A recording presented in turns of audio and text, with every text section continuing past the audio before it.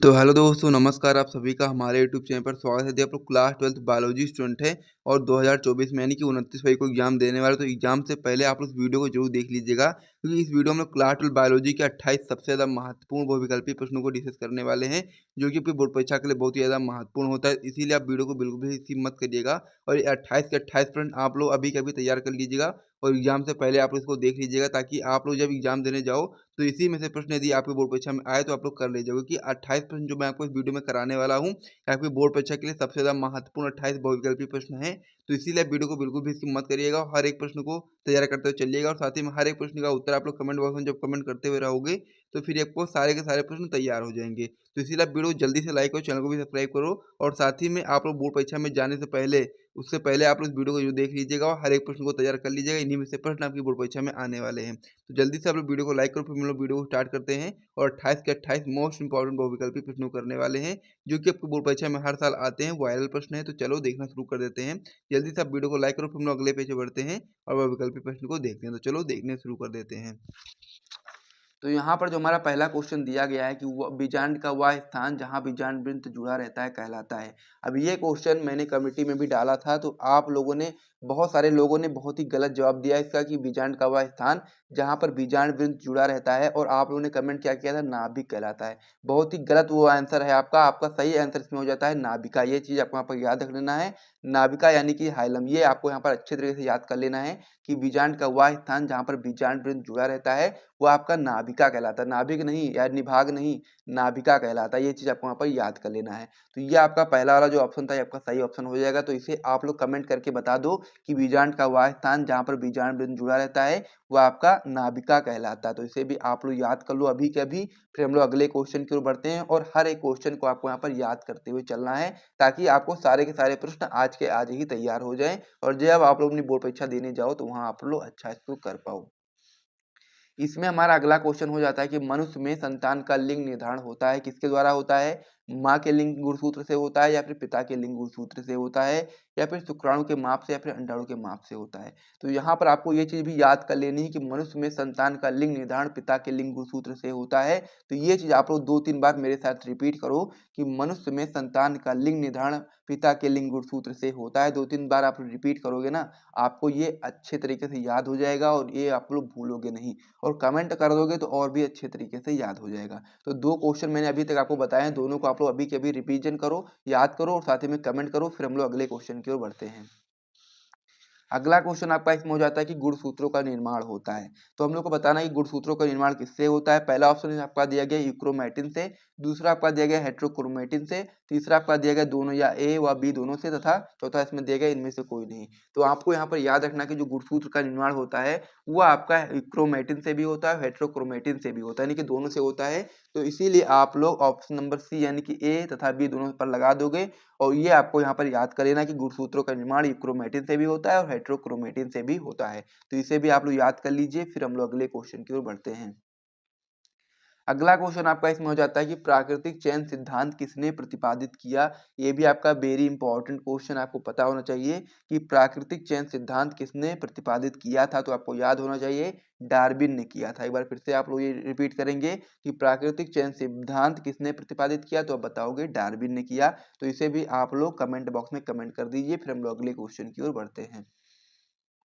अगला क्वेश्चन आपका इसमें हो जाता है कि बिडाल परीक्षण किस बीमारी की जांच में उपयोग किया जाता है। यानी कि आपको याद रखना है कि जो बिडाल परीक्षण होता है, बिडाल परीक्षण या फिर आप बोल सकते हो बिडाल टेस्ट, वो किस बीमारी की जांच के लिए उपयोग किया जाता है, यानी कि किस बीमारी का पता लगाने के लिए हम लोग बिडाल परीक्षण करवाते हैं। वेरी इंपॉर्टेंट क्वेश्चन ये भी आपका होता है, 2 बार पूछा भी गया है। आपको याद रखना है टाइफाइड, यानी कि टाइफाइड बीमारी जो किसी को हो जाती है तो उसका पता लगाने के लिए हम लोग बिडाल परीक्षण करवाते हैं, जिससे हमको पता चल जाता है कि किस व्यक्ति को टाइफाइड है या नहीं है। तो इसे भी आप लोग नोट कर लीजिए और कमेंट बॉक्स में कमेंट कर दीजिए। तो इस पेज पर हम लोगों ने 5-6 क्वेश्चन को कर लिया है, तो इसे आप लोग देख लीजिए, एक बार रिपीट कर लीजिए, रिवीजन कर लीजिए। फिर हम लोग अगले पेज पर बढ़ते हैं और इंपॉर्टेंट क्वेश्चन को देखना शुरू कर देते हैं।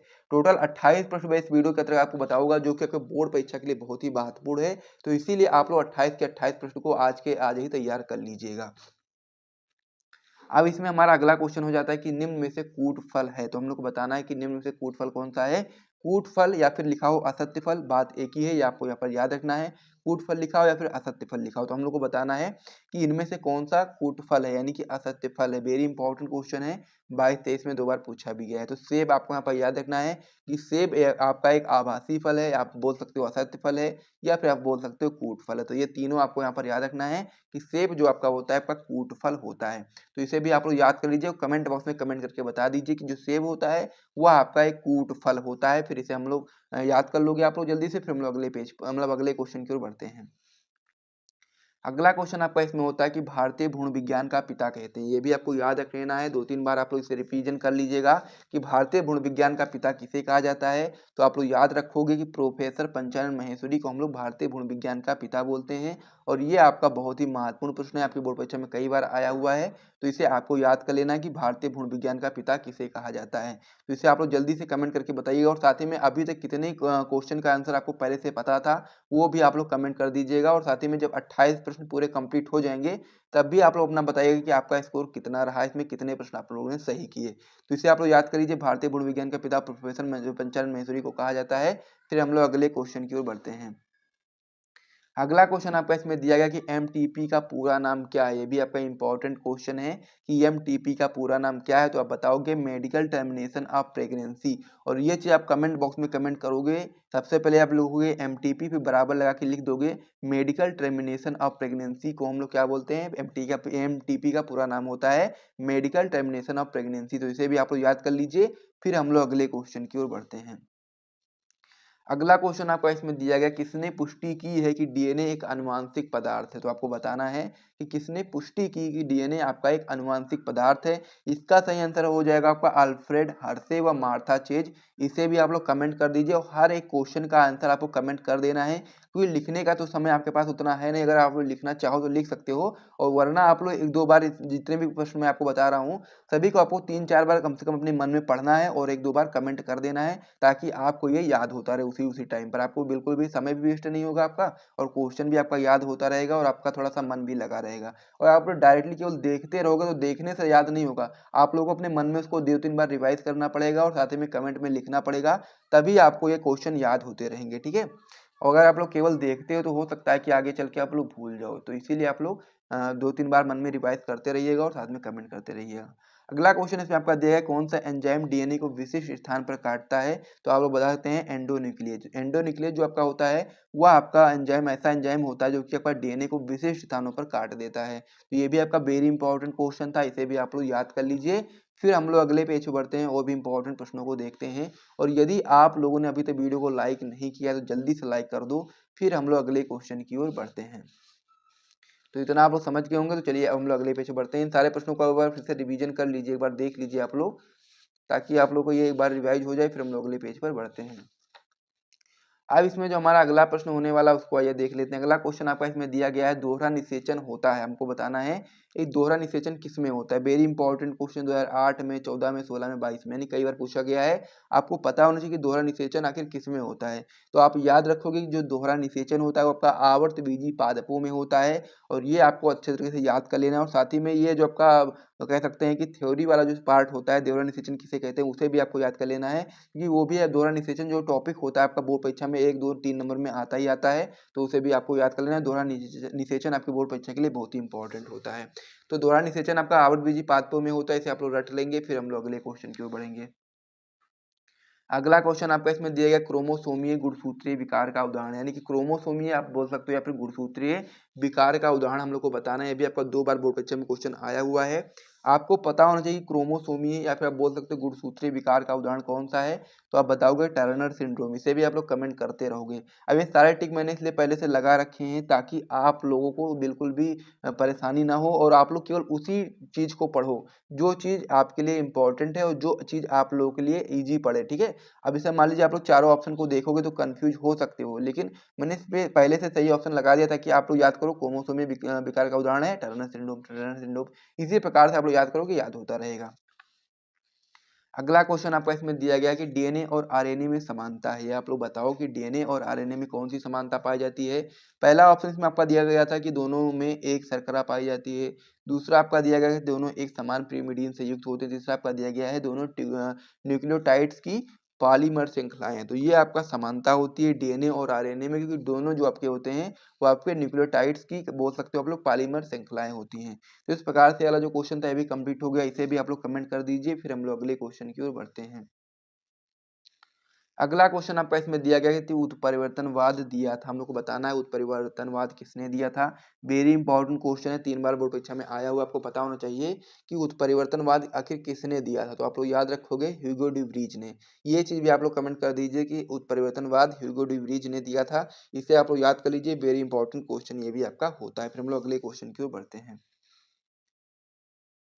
अगला क्वेश्चन आपका इसमें दिया गया डेंगू या फिर आप बोल सकते हो हड्डी तोड़ बुखार का वाहक है। हम लोग को बताना है डेंगू बुखार का वाहक कौन सा है। तो आप लोग बता सकते हैं एडीज जो मच्छर होता है वो आपका डेंगू बुखार का वाहक है। तो इसे भी आप लोग याद कर लीजिए और साथ ही में कमेंट कर दीजिए कि डेंगू बुखार का वाहक कौन है। तो आप लोग कमेंट कर दीजिएगा, इतना आप लोग समझ गए होंगे। तो इसे भी एक बार आप लोग रिवाइज कर लीजिए सारे प्रश्नों को, जितने भी प्रश्न हम लोगों ने इस पेज पर करे हैं। फिर हम लोग अगले क्वेश्चन की ओर बढ़ते हैं, यानी कि नेक्स्ट पेज पर हम लोग और भी प्रश्नों को देखते हैं। तो इतना आप लोग समझ गए होंगे। तो चलिए अब हम लोग अगले पेज पर बढ़ते हैं। अगला प्रश्न आपका इसमें हो जाता है कि पॉलीगोनम प्रकार का भ्रूणकोश है। ये हमको बताना है पॉलीगोनम प्रकार का भ्रूणकोश कैसा होता है। पहला ऑप्शन में आपको जो दिया गया 7 कोश के 8 केंद्र के।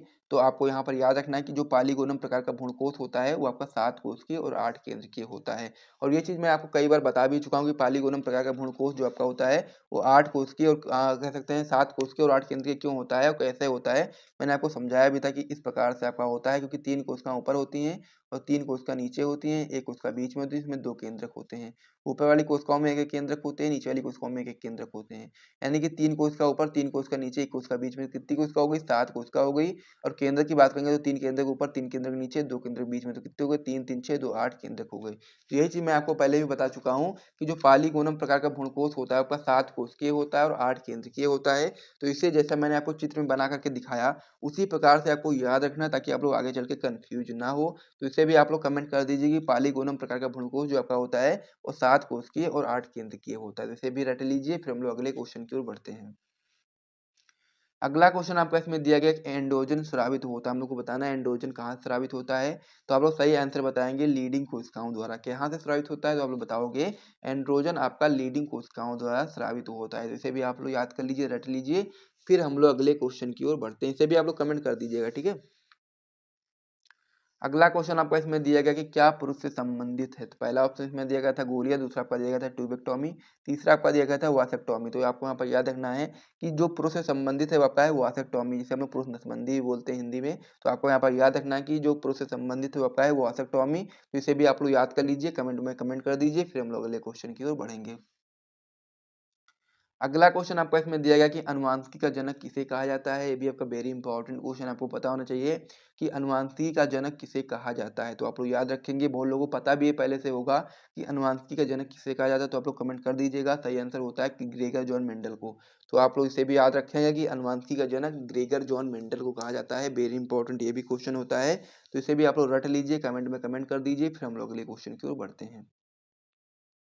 अगला क्वेश्चन आपका इसमें दिया गया कि मंगोली जड़ता किसके कारण होती है। हमको बताना है कि मंगोली जड़ता जो होती है वो रोग किस कारण से होती है। तो आपको यहाँ पर याद रखना है कि जो 21वीं जोड़ी गुणसूत्र होता है उसमें जब एक गुणसूत्र अधिक हो जाए, यानी कि 2 होने चाहिए लेकिन वहाँ पर जब 3 हो जाए, यानी कि एकाधिक सूत्रता हो जाए, तो फिर मंगोली जड़ता रोग हो जाता है। ये चीज़ आपको यहाँ पर याद रख लेना है कि 21वीं जोड़ी गुणसूत्र के अलिंग सूत्रों की एकाधिक सूत्रता यानी कि एक अधिक हो जाना ही आपका मंगोली जड़ता रोग का कारण बन जाता है। तो इस प्रकार से वाला जो क्वेश्चन था अभी कंप्लीट हो गया है। और यदि आप लोगों ने अभी तो वीडियो को लाइक नहीं किया तो लाइक कर दीजिए, और साथ ही में हमारे YouTube channel dream light education channel को सब्सक्राइब नहीं किया तो सब्सक्राइब भी कर दीजिए। फिर हम लोग अगले पेज पे बढ़ते हैं और इम्पोर्टेंट प्रश्नों को देखते हैं। तो इतना आप लोग समझ गए होंगे, तो इसे भी आप लोग रिवाइज कर लीजिए। फिर हम लोग अगले पेज पर बढ़ते हैं। बस अब हमारा जो 28 प्रश्न बताए थे मैंने आपको, बस कुछ ही समय में आपका समाप्त होने वाले हैं। तो अब हमारा इसमें अगला प्रश्न हो जाता है कि पेनिसिलिन की खोज किसने की थी। हम लोग को बताना क्या है कि पेनिसिलिन की खोज किसने की थी। तो आप लोग बताओगे फ्लेमिंग ने की थी। किसने की थी? अलेक्जेंडर फ्लेमिंग ने की थी। ये चीज़ आप यहाँ पर याद रखोगे कि पेनिसिलिन की खोज अलेक्जेंडर फ्लेमिंग ने की थी। तो इसे भी रट लीजिए। आप लोग कमेंट बॉक्स में कमेंट कर दीजिए, वेरी इंपॉर्टेंट क्वेश्चन है, आपकी बोर्ड परीक्षा में आ सकता है। तो इसे आप लोग अच्छे तरीके से याद रख लीजिए कि फ्लेमिंग ने की थी पेनिसिलिन की खोज। तो इसे आप लोग कमेंट कर दीजिए और एक दो बार रट लीजिए। फिर हम लोग अगले क्वेश्चन की ओर बढ़ते हैं। अगला क्वेश्चन आपका इसमें दिया गया कि डीएनए का रासायनिक चाकू, तो हमको बताना है डीएनए का रासायनिक चाकू कौन सा है। तो इसमें आपका जो ऑप्शन सही हो जाएगा आपका हो जाएगा रेस्ट्रिक्शन एंडोन्यूक्लिएज, और इसे आप लोग अच्छे तरीके से याद कर लीजिए, कमेंट बॉक्स में कमेंट कर दीजिए कि डीएनए का रासायनिक चाकू आपका होता है रेस्ट्रिक्शन एंडोन्यूक्लिएज। तो इसे एक दो बार आप लोग पढ़ोगे, एक दो बार रटोगे, फिर कमेंट करोगे, फिर ये आपको याद हो जाएगा। तो ये वाला जो क्वेश्चन था अभी कंप्लीट हो गया, तो इसे भी एक बार जरूर देख लीजिए। फिर हम लोग अगले क्वेश्चन की ओर बढ़ते हैं। अब इसमें हमारा जो अगला क्वेश्चन हो जाता है आपका हो जाता है कि अनुवांशिकता रूपांतरित पौधा है। ये भी आपका इंपॉर्टेंट क्वेश्चन है कि अनुवांशिकता रूपांतरित पौधा है। तो यहाँ पर जहाँ पर भी आपको बीटी दिखाई देगा वो सभी आपके अनुवांशिकता रूपांतरित पौधा है।